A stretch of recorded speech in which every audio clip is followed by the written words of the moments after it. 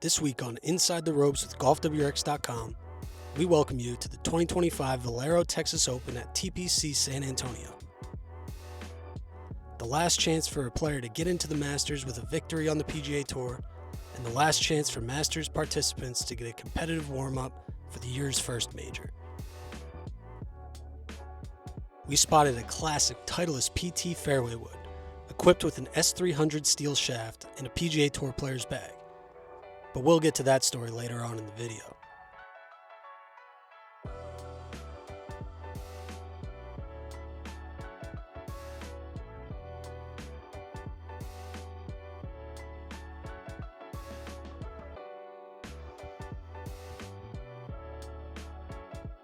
Word from on site this week was that the bunkers are playing a bit firm, so a few players were adjusting their wedge setups accordingly.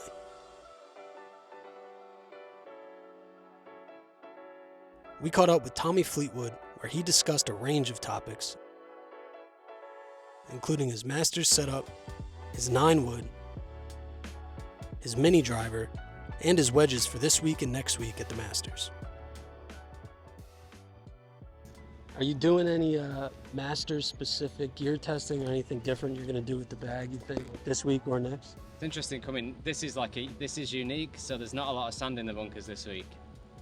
Next week it depends, but like quite often it's quite sort of the crystals that they use or whatever can get quite heavy. So like your bunker club sort of is probably going to be different. Like I've got way less bounce this week than maybe I'll have next week. But aside from that, my bag setup pretty much the same. You've gone mini driver and what? Mini driver's always in. Driver mini 5, 9. Sometimes, a lot of the time I only have 3 wedges, well 60-52 pitching wedge, potentially. At Valspar I had wedge to 5 iron and then no 4 iron started at 9 wood and had a 56, so I went 60, 56, 52, wedge to 5 iron, 9-5 mini driver. That could be potentially the same for the Masters. I know you're like typically a mini driver guy, but how does that club help around Augusta specifically? I think it's good for, there's definitely some tee shots for me that I like with the mini. I think you could look at it both ways. Look, the second hole now, the tee further back, if you're not one of the guys that can carry the trap, for me, can I hit a mini that is short of it, knowing that it's fine, and I'm still going to get it, on the green or green side from where I am? Or do you take that tee shot on? I think, for me, if you feel, 10's a great mini driver hole unless it's playing shorter and I can hit 5 wood and turn it. 13, my mini driver turns over, so that can be a nice one. 14 if I wasn't feeling it. And 18 as well, I can hit it and it's short of the bunkers on the left. So there are actually a few holes though where you can hit it, but at the same time, you can't just be stepping up and feeling great and hitting driver everywhere. So I never thought about 2. That's an interesting one. Yeah, I mean, when I played a practice round with Ian Wisdom, like one of my first years, he was all for it. It's like you've got to take the tee shot on, like even if you can't carry the trap, you should really take it on so you can get it as close as possible. But it's also flatter up the top. You look at that second fairway, you're always hitting off the downslope ball above your feet a little bit. It's actually flatter just before the bunker, so I know some people like to do that, but it's just an option. There's always options, and I think that's one of the great things about Augusta as well. And last question, how far do you fly that 9-wood? 9 wood is like a 235 to 240 yard pitching wedge. That's basically what it is. Okay, cool. That's all I got for you. Play well. Thanks, man. In other Masters-related news, we also talked to Tony Finau, who's messing around with the draw bias 3-wood ahead of next week at Augusta National. Yeah, I'm tinkering around with the 3-wood, the draw bias 3-wood for holes like 2 and 10, 13. Yeah, so I'm messing around with that for sure. Putting a little weight in the heel, a little more weight in the heel will allow that toe to turn over easier. For someone like me that likes to hit a cut, I don't want to think about going in to out when I'm getting on those holes. So if I can neutralize that with equipment, then I'll give it a shot. I'm not doing anything with my wedges. I've done it in the past. I've tinkered around with different types of bounces for around the green. Most of the shots you hit there are bumps, but not full bump and runs. They're bump and spins shots. But I seem to confuse myself almost when just for a week I start messing around with the bounce. I just try to figure it out with what I have. case you haven't noticed, Kevin Kisner recently signed back on with Callaway Golf, so we caught up with Kiz to see what's new in his current setup.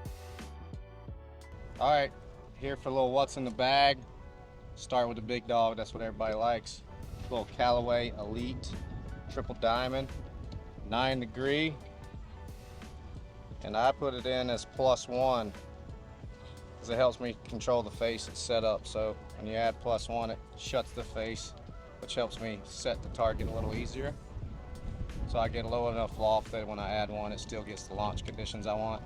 I've got a dinosaur of a shaft in it, so nobody touch my shaft if you come to a tour event. This is an old Autola. They're not even around anymore. 65 THROWBACK, built for a man. I'm not much one. Moving along here. Let's go with this hybrid. I'll show you what I did to my hybrid. It's the Callaway Apex UW, new one, 21 degree. So I have problems when I overdraw it, so I add some lead tape there on the toe, which slows the closure rate of the face as you're coming through it when you put weight out there on the toe. Got a Diamana PD80X in there. Irons, all Callaway. I use this driving iron for a 4-iron. It's a 23. Not as good as I once was, so I need a bigger head for that. It's basically a 4-iron with a Modus 120 Tour TX. I don't know if I can handle that either, but I try to act like I'm a good golfer. And then I got these Callaway X Forged irons that I got custom grinded, as you can see there. You can see that I like the little V shape on the sole. So they took some off the front and off the back and made the middle of the sole. And as you can see, I hit it in the middle there one time today. A little T mark. But like that part right there, as you can see that rounded, helps me through the dirt, helps the club come out of the dirt sooner. And then you go to the old trusty. This one made all the money in my career. Original number 7 Odyssey, beat the heck, classic. I like dots instead of a line on top because the lines always look left. But I use these back too, and this head I always go back to because it's the easiest for me to set up in the middle. How are you liking being back on Callaway? I love it, man. I love all the guys, love all the equipment, stuff I'm familiar with, what I've had the most success with, so time to get back in it. What was the fitting process with the irons? Did you try a bunch of different and end up in these? They've built irons for me for 10 years, so when I went back to them, I just showed them a shape that I wanted, and Dean Tinkle, that guy that does my irons for 10 years, said, "Gotcha," and these showed up at the house the next day. So he's amazing with the grind wheel, and he grinded those up perfect for me, and I like them because they rust a little bit where he took the chrome off the top. I've never been a big shiny guy, and he knows that, so it worked out great. Appreciate you, Kiz. Anytime, man. Thanks for having me.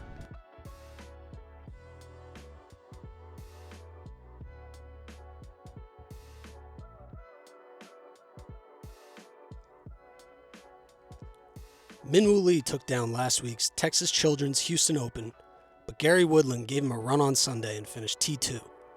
This week, we got a look into Gary Woodland's bag and got some impromptu insight from Cobra fitter Ben Showman. Tell us what else is interesting about the bag setup or the rock chalk iron. What do you got for us on Gary's bag, Ben? Obviously this one's unique, but it's built to the exact spec as 7-iron. Alright, so it's same flop, lie. Obviously I have this grip, which makes it quite unique. He did play very well. He hit the driver very, very well last week. He likes the 2 best attributes of that driver, which are speed and forgiveness. I think that's what he likes the most about it. You know, LS is a touch faster for him, but he doesn't really need it. So the added forgiveness definitely helps. That's been his biggest thing this year so far with the driver. I mean, he's been hitting it really good since the fall, so it's nice to see him hit it so well last week. Just get a little more confidence in it. You know, and like for him, like I'm monitoring every tee ball, looking at StatCast and stuff, right? I want to see numbers and speed. And like his finished drives were 325 to 340 on average, which for him is kind of, if he's hitting it good, that's just an average shot. Like I know he's not getting after it. And after talking with him, catching up yesterday, he's like, yeah, I never felt like I had to absolutely smash one, which is, so it was like 18. I kind of let it go a little bit, but other than that, he's like, it was good and it was flying far, so which was cool. Said he had a couple of really good fairway balls. Was it 13 at par 5? Said he hit a couple really good in par 5s though with the deuce, which is cool because I know guys can do it. They do it on the range. Rick does it a fair amount. I know Rick's really good at hitting that thing off the deck. It's like yesterday. It's like, how do you hit it? I mean, do you even miss a 3-wood? No. Like, literally don't even miss it. Like, okay. So it's like trying to see where these courses are and what happens when, like, last week in Houston. Gary hit the thing off the deck. That was it. There's been tournaments where he hits it half the time off the tee. So just good to see as, like, the years go by and the tournaments progress, like, who's using what and what tournaments and what's working best for.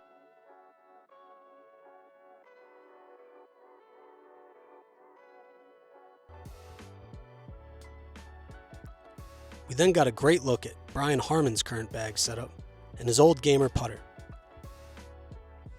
But we also spotted him testing out a TaylorMade ZT putter too.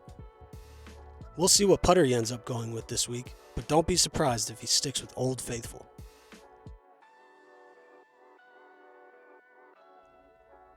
In more putter tinkering news, Jake Knapp showed us that he's not afraid to make some changes for himself. Sometimes when you know, you know. You know, it feels right. If it doesn't, change it until it does. Just 5 grams. I mean, shoot, I hope most players know how to change their own weights, but then again, maybe some don't.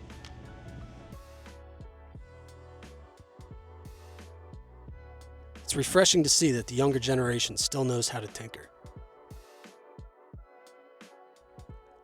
On Tuesday afternoon, the caddies had a putting contest of their own, where they played for some cold hard cash, with San Antonio inspired barriers to avoid.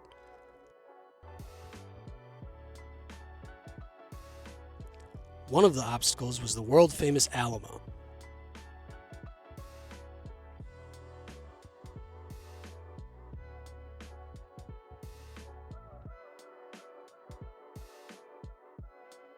We got a great look at Chris Gotterup's custom Bridgestone irons with a new sole grind.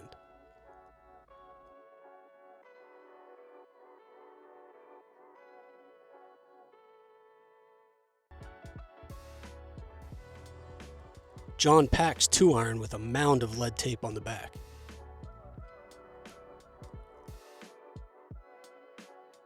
Matt Fitzpatrick's new, old Ping S55 irons.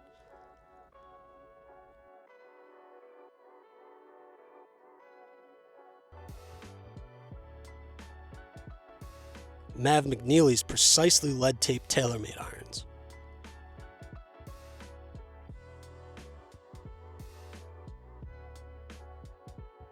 Vince Cavello's Miura bag and Miura irons.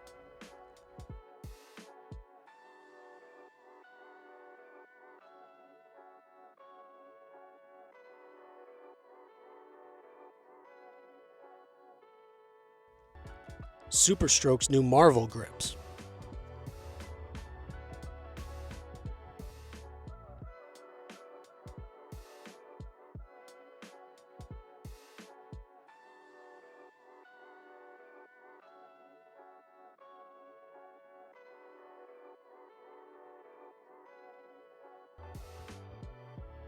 Webb Simpson's old Titleist 680 MB irons.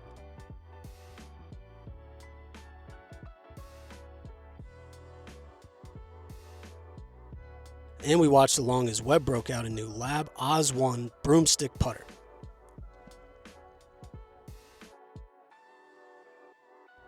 In other Lab golf news, we also spotted Ricky Fowler doing a bit of testing with different grips on his Lab DF3 putter, so he might be making some changes come Thursday.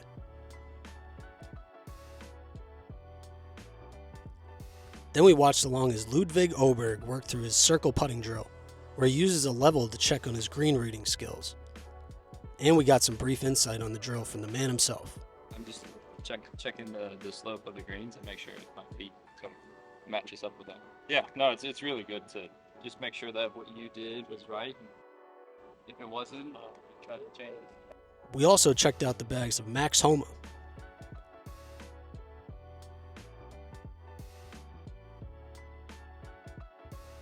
Jordan Spieth,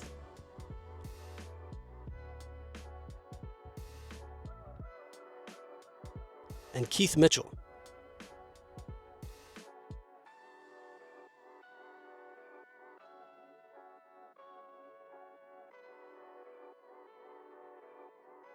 We also looked at Denny McCarthy's bag, which was jam-packed with woods to test.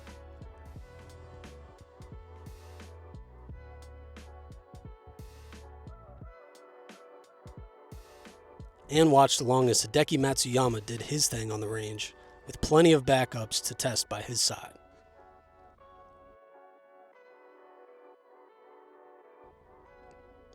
Now, for the moment you've been waiting for, let's get to the Titleist PT fairway wood, equipped with a True Temper S300 steel shaft, which Rafa Campos was testing earlier in the week.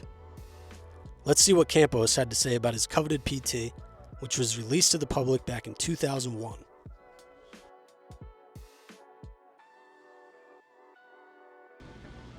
Honestly, if I had like a right shaft, I think this is the old school shaft. I mean, it bends a lot. I won't lie, I love this club. I remember having it back home, and it's ironic. Last week I was talking to a good friend of mine, telling him about how much I love like the old school faces, the smaller faces, how you can feel everything when you missed it, when you hit it solid. And we were talking about the PT, and I know I had my PT 13 for so many years, and at some point I must have given it to somebody because I couldn't find it at my house the other day. And he's like, "Oh, I have one of these." This was last Saturday. I'm like, "We were gonna play Saturday." I'm like, "Can you please bring it?" And he's like, "Yeah, you can take it." I'm like, "Ooh, man, don't tell me that because I might start putting it in play." I hit a few balls with it on the range, just so good. I love the old school faces, the smaller faces. I mean, the ball is probably like 3/4 of the size of the head.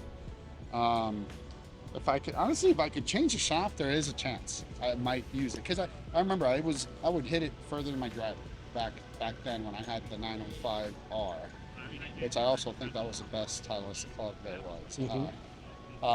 But for now, it's gonna be like on the locker room.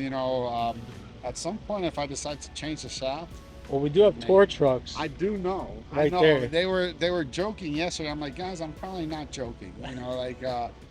Do you guys still have that technology to change you know how everything's set up? Yeah. I'm like, nah, but right now it's gonna be in the locker. It's gonna go back home. But if I feel that I'm not hitting the 3-wood all that well, I'm definitely telling the Titleist guys, reshaft this thing. I want to put it back in play. I love the new putters. Well, first of all, I love the new inserts. Right now I'm changing style.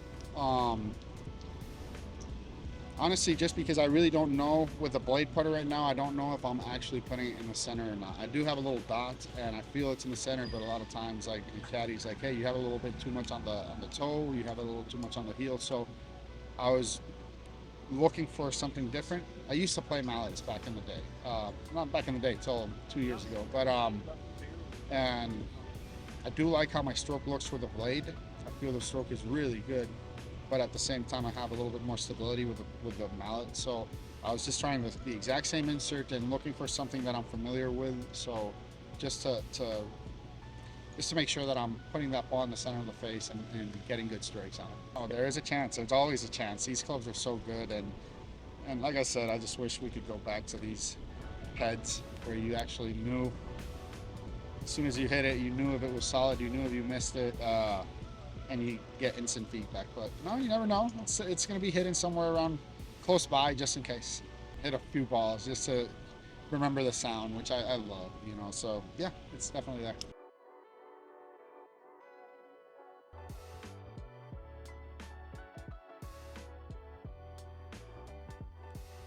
And with that, unfortunately, we say goodbye to San Antonio and the Valero Texas Open. Enjoy the event, and we'll see you next time.